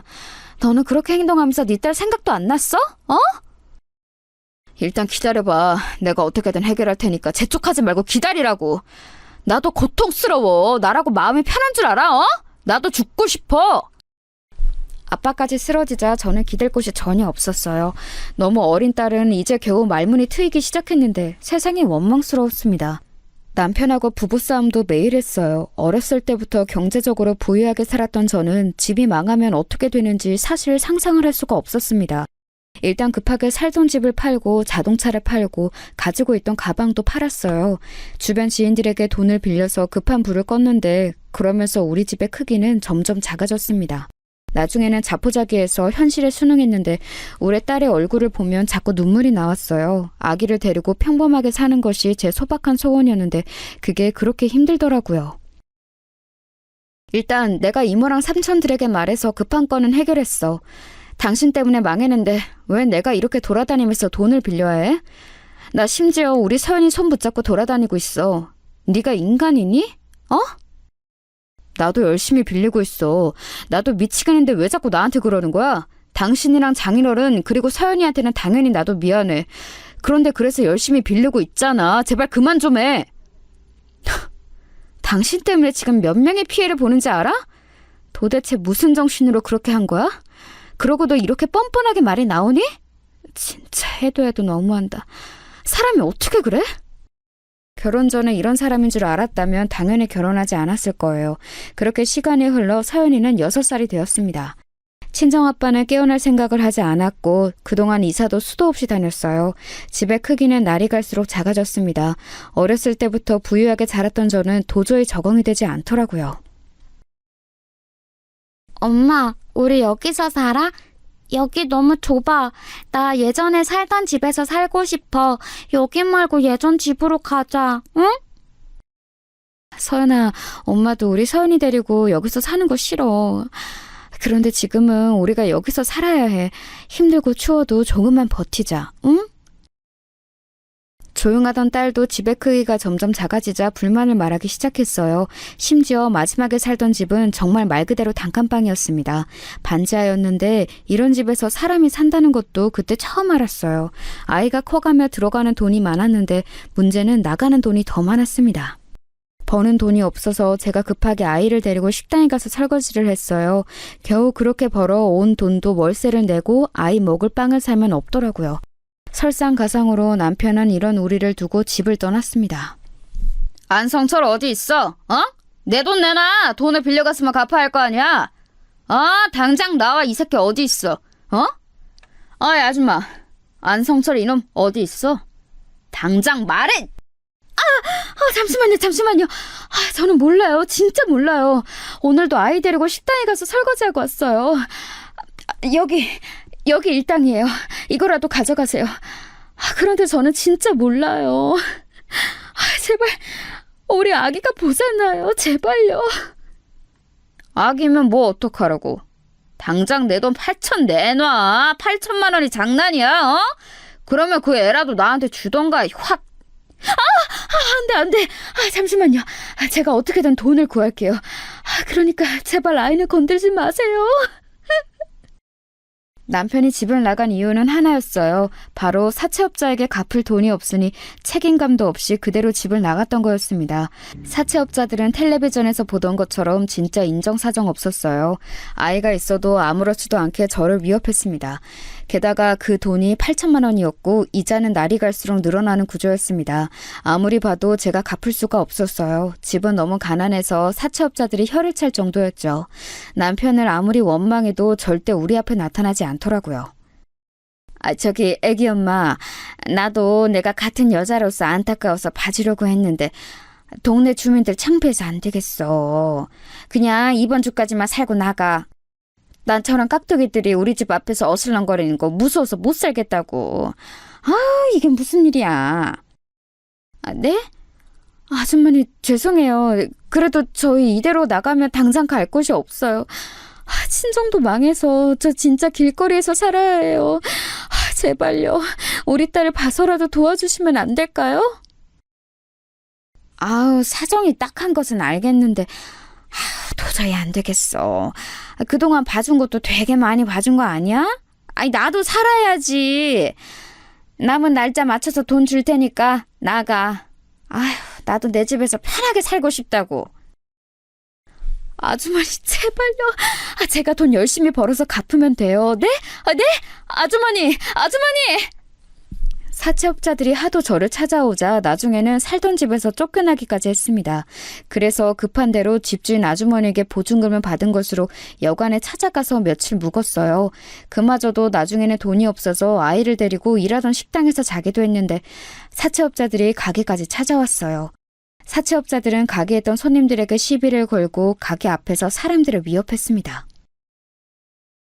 미자씨, 우리도 마음은 좋지 않아. 그래도 이러면 우리 가게 손님들 다 잃고 나는 그럼 생활이 안 돼. 안타깝지만 나가줘. 내가 그래도 그동안 본 정이 있어서 돈은 조금 더 넣었어. 너무 섭섭하게 생각하지 말고, 응? 일하던 가게에서도 잘리고 진짜로 갈 곳이 없게 되었습니다. 저 혼자였으면 어떻게 공장이라도 들어갔을 텐데 어린 딸이 있어 그러지도 못했어요.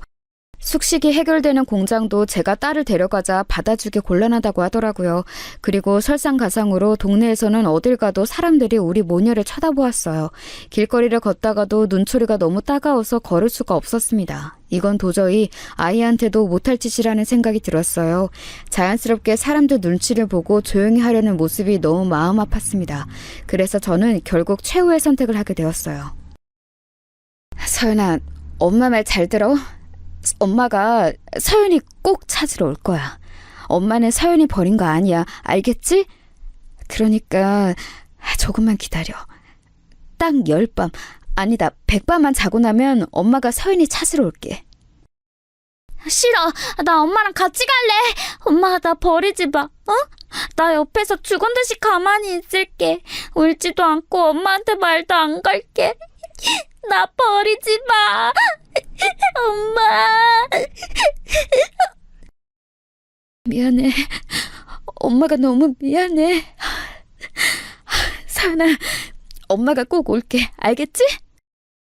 엄마, 안 돼. 나 엄마 따라갈 거야. 엄마.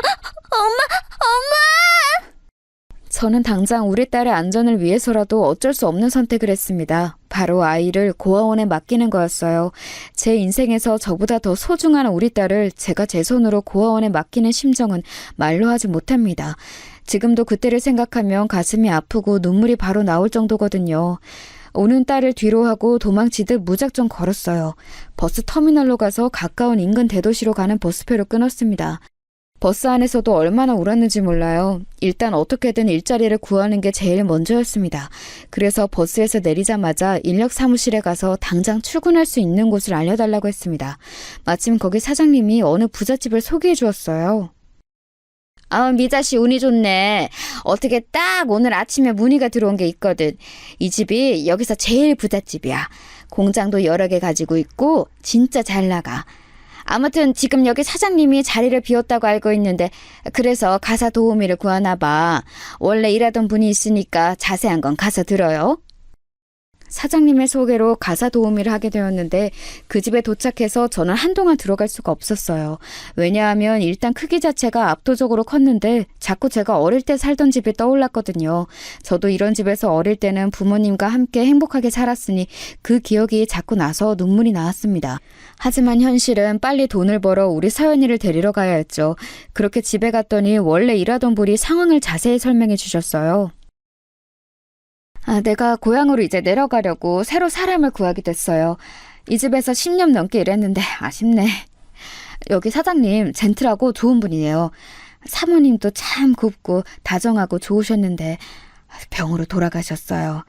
그래서 지금은 사장님하고 딸하고 둘이 살아요. 그런 사정이 있었군요. 따님은 몇 살이에요? 사모님은 언제 돌아가셨어요? 이런 사정이 있을 줄은 몰랐어요. 제가 인력사무소에서 사장님 말 듣고 진짜 바로 온 거라서요. 딸은 지금 중학생이에요. 한창 사춘기라 예민할 때죠. 그래도 성격은 조용해요. 사모님은 6년 전에 돌아가셨는데 애초에 사장님하고는 정략 결혼이었어요. 듣기로는 사모님 친정이 진짜 잘 산다고 하더라고요. 아무튼 그래서 딸은 되게 내성적이고 말도 없어요. 지금 시기가 사장님이 일 때문에 바빠서 자리를 한 달을 비운 시기라 집안은 되게 조용할 거예요. 잘 왔어요.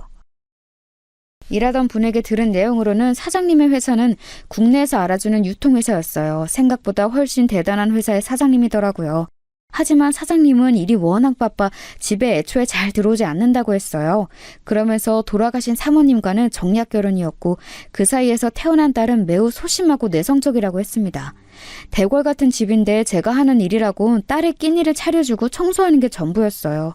딸이 워낙 방에만 틀어박혀 있어서 청소도 할 게 별로 없었습니다. 오히려 그래서 입주 가정부로 일했는데 혼자 있는 시간이 많았어요. 그러다 보니 우리 딸이 자꾸 생각나더라고요. 사장님이 집에 오시면 그때 부탁이라도 해볼까 생각했죠. 원래 일하던 분이 고향으로 내려가시고 사장님의 딸과 저만 집에 남게 되자 저는 자꾸 그 따님을 보며 우리 서연이가 떠올랐습니다. 따님의 이름은 수연이었는데 이름까지 비슷해서 더 그랬어요. 학생, 아니 수연아. 이거 아줌마가 만든 잡채야. 한번 먹어봐. 아줌마한테도 딸이 있는데 이걸 그렇게 잘 먹거든. 입에 맞았으면 좋겠다. 맛있어? 네. 그래? 맛있다고 하니까 다행이다. 그럼 천천히 꼭꼭 씹어 먹어. 그리고 아줌마가 이따 간식으로 계란 샌드위치랑 오렌지 주스해서 방으로 가져다 줄게. 또 필요한 거 있으면 언제든지 말해. 알겠지? 수연이를 보면 자꾸 우리 딸이 떠올라서 엄마처럼 행동하게 되더라고요. 만약 남편이 우리 친정을 배신하지 않았다면 이렇게 살고 있을 거라 생각하니 가슴이 아팠습니다. 그리고 수연이가 워낙 말도 없어서 자꾸 신경이 쓰였어요. 한창 예민할 나이인데 엄마는 죽고 없고 아빠는 바빠서 이렇게 한 달이나 자리를 비우니 얼마나 외로웠겠어요. 그래서 일부러 더 제가 먼저 다가갔더니 수연이도 점차 저에게 마음을 열기 시작했습니다. 수연아, 아줌마가 떡볶이 만들었어. 저번에 보니까 떡볶이 맛있게 먹는 것 같아서 해봤는데 어때? 그리고 이거는 시장에 갔다가 우리 수연이가 입으면 예쁠 것 같아서 잠옷으로 사왔어. 만약에 마음에 안 들면 안 입어도 돼. 떡볶이 맛있어요. 감사합니다. 옷도 감사해요. 그런데 아줌마 딸은 몇 살이라고 했죠? 우리 딸? 우리 딸 이름은 서연이고 지금 6살이야. 너무 예뻐. 그래서 너무 보고 싶어. 우리 딸을 얘기하니까 눈물이 나오네. 미안하다 수연아. 마저 먹어. 죄송해요. 이러려고 물어본 건 아니었어요. 저는 그냥 아줌마 딸이 부러워서. 아니, 그러니까 제 말은 저도 엄마가 있었으면 얼마나 좋았을까요? 아줌마 같은 엄마가 있으면 세상에 두려울 게 없을 것 같아서. 뭐? 수연이 네가 그렇게 말해주니까 고맙다. 그런데 나는 0점짜리 엄마야. 내가 내 손으로 우리 딸을 고아원에 보냈거든. 지금도 말하면서 너무 보고 싶어. 수연이와 저는 서로 이렇게 속에 있는 얘기도 하게 되었습니다. 그러면서 우리 둘은 급속도로 가까워지기 시작했어요. 수연이가 학교에 가면 저는 몰래 고아원에 가서 우리 딸이 어떻게 지내나 보기도 하고 아빠 병원에 가기도 했습니다. 아빠는 그때까지도 일어나지 않고 있었어요. 병원비는 이미 밀릴 대로 밀려서 다음 달에 갚지 않으면 쫓겨날 지경이었죠. 딸을 데려오는 것이 어쩌면 더 늦어질 수도 있다고 생각하니 너무 갑갑했습니다. 그렇게 어느덧 3주가 지나고 사장님이 집에 오기까지 딱 일주일이 남았을 때였어요. 시장에 가서 수연이 저녁 반찬을 사서 들어오는데 누가 집 앞에 있더라고요. 사채업자들에게 시달린 이후로 낯선 남자를 보면 순식간에 굳는 습관이 생겼던 저는 잔뜩 경계하며 그 사람을 쳐다보았습니다. 그런데 눈이 마주치고 저는 심장이 내려앉는 줄 알았어요. 여보, 미자야! 여기서 일하는 거 맞아? 세상에, 내가 너를 얼마나 찾았는지 알아? 버스터미널에서부터 며칠을 잠도 안 자고 여기서 일하는 거야? 네가 여기가 어디라고 날 찾아와? 당신 미쳤어? 나랑 서연이 버리고 도망간 건 언제고 이렇게 찾아와? 미친 거 아니야? 양심이 어디 있는 거야? 이혼하자. 나는 당신 보면 이혼 말고 할 얘기 없어. 미자야, 진정하고 내 얘기 한 번만 들어봐. 월급 받았어? 나 딱 100만 원을 주라. 그러면 내가 그걸로 마지막 남은 빚 다 갚고 우리 새 출발할 수 있어. 장인어른 병원비도 내가 다 낼게. 미자야, 한 번만 나를 믿어줘. 야, 너 지금 나한테 지금 내 몰골을 보고도 돈을 달라는 소리가 나와? 진짜 당신 제대로 미쳤구나. 제발 사람이라면 나를 그만 찾아와. 이혼하자고. 그리고 너 우리 서연이는 찾지도 않네? 네가 그러고도 아빠야? 아니, 서연이한테 아빠는 없어. 당장 꺼져. 아, 그래. 우리 서연이 어디 있어? 여기 안에 있는 거야? 아니, 제발 돈 100만 원을 주면 내가 너 앞에 다시는 안 나타날게, 어? 미자야, 제발. 너 진짜 어렵게 찾았어. 바로 집 앞에 나타난 사람은 남편이었습니다. 남편이라고 부르기도 싫은 그 남자는 심지어 저에게 돈을 요구했어요. 도대체 어디서 무엇을 하고 돌아다니는 건지 행색도 거지 같더라고요. 남편은 누가 봐도 노숙자처럼 보였습니다. 이상한 냄새도 나고 마주하기 힘들었어요. 당장 내 앞에서 꺼져. 나 지금 경찰 부를 거야. 당신 지금 여기서 계속 이러고 있으면 경찰한테 잡혀가. 여기 동네 분위기 보고도 모르니? 여기 부잣집만 있는 동네야. 만약 당신이 우리 친정을 배신하지 않았다면 우리도 이러고 살고 있겠지. 다 당신 업보야.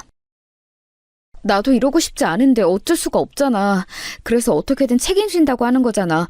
당신 도대체 나한테 왜 이래? 내가 당신하고 서연이 버리고 도망갔어? 아니잖아. 도망간 거 맞잖아. 그래서 내가 지금 이렇게 남의 집에서 가정부로 일하는 건데 지금 어디서 발뺌이야? 나는 당신하고 살았던 내 몇 년이 너무 후회된다고. 우리 다시는 엮이지 말자. 제발 내 인생에서 사라져. 이 말을 끝으로 저는 집 안으로 들어가 바로 경찰에 신고했습니다. 그리고 바로 수연이의 저녁을 차리는데 자꾸 눈물이 나오더라고요. 도대체 내 인생이 어디서부터 꼬인 걸까 생각이 들었죠. 만약에 내가 부모님의 반대에도 끝까지 굽히지 않고 진석이와 결혼했으면 적어도 이렇게 불행하게 살지는 않았을 거라는 생각도 들었습니다. 그리고 일주일 동안 수연이와 여전히 재밌고 즐겁게 보냈어요.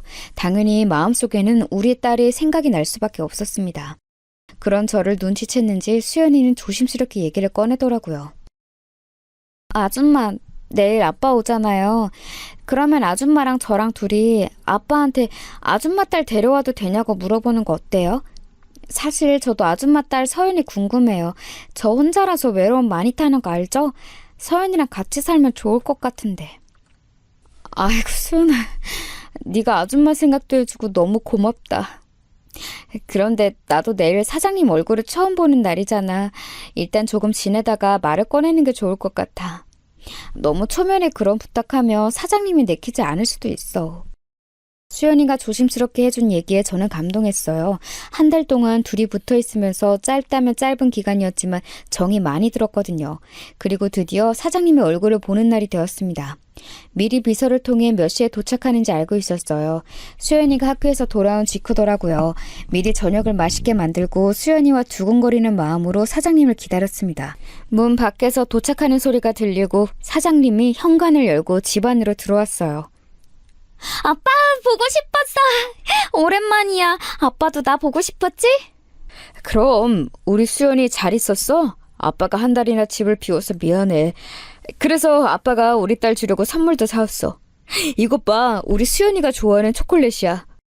그나저나 그동안 일하시는 분도 바뀌었다며? 응, 새로 바뀐 아주머니 너무 좋으셔. 음식도 잘하시고 나도 잘 챙겨주셔. 부엌에 계실 거야. 이리 와. 수연이와 정답게 대화를 나눈 사장님은 부엌으로 걸어왔어요. 저는 고개를 숙여 인사하고 눈을 마주쳤는데 순간 너무 놀라서 그대로 굳게 되었습니다. 인생을 살며 그날이 제일 심장이 빨리 뛰었던 날이었어요.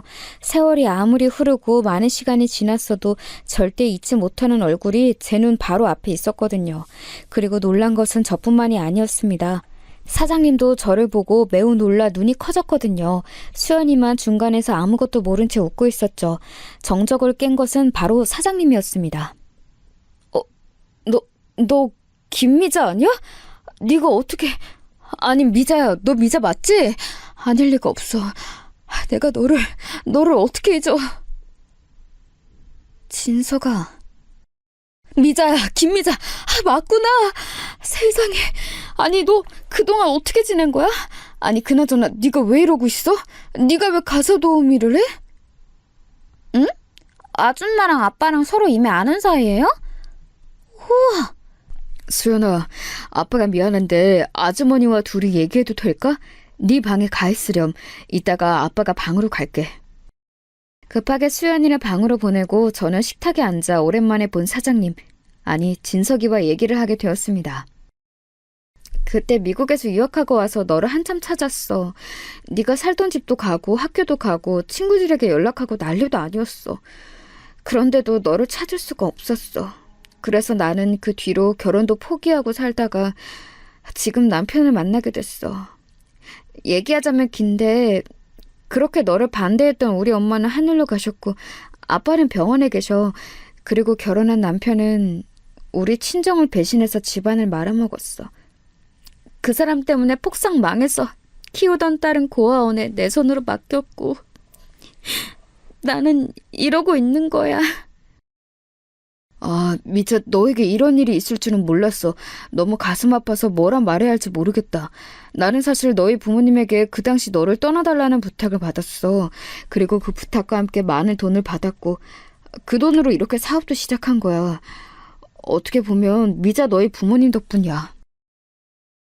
아, 그랬구나. 나는 그거는 몰랐어.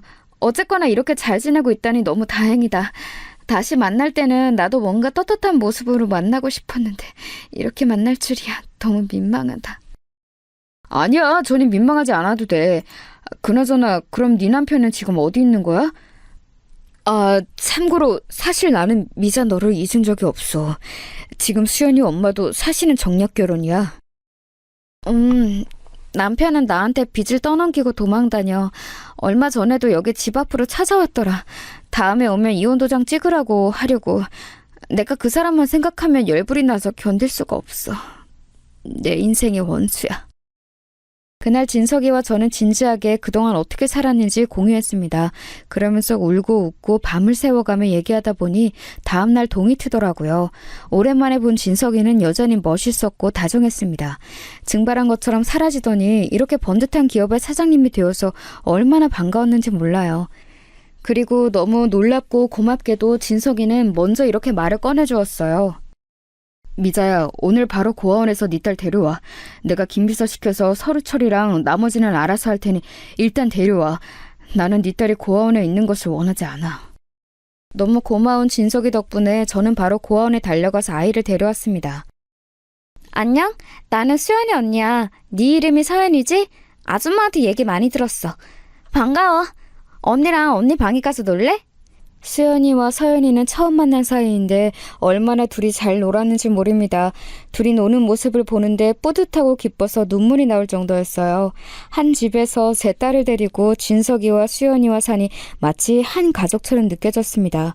제가 그렇게 바라고 바랐던 행복하고 단란한 가정의 모습이었죠. 이런 느낌은 저 혼자만 받은 것은 아니었나 봐요. 몇 개월이 지나자 진석이가 진지하게 저에게 얘기했습니다. 미자야, 너만 괜찮다면 우리 결혼할래? 아이들도 지금 둘이 자매처럼 지내고 있고 무엇보다 내가 너를 이제는 놓치면 안 될 것 같아서 그래. 우리 남은 인생은 이렇게 서로 의지하며 행복하게 살자. 그동안 혼자 너무 고생 많았어. 우리 결국 다시 만나게 됐네. 너와 결혼하면 나야말로 행운이지. 너무 고마워. 네, 여러분, 저는 이렇게 진석이를 다시 만나 재혼하게 되었습니다. 전 남편과는 어떻게 되었냐고요? 진석이가 사람을 써서 전 남편을 찾아냈어요.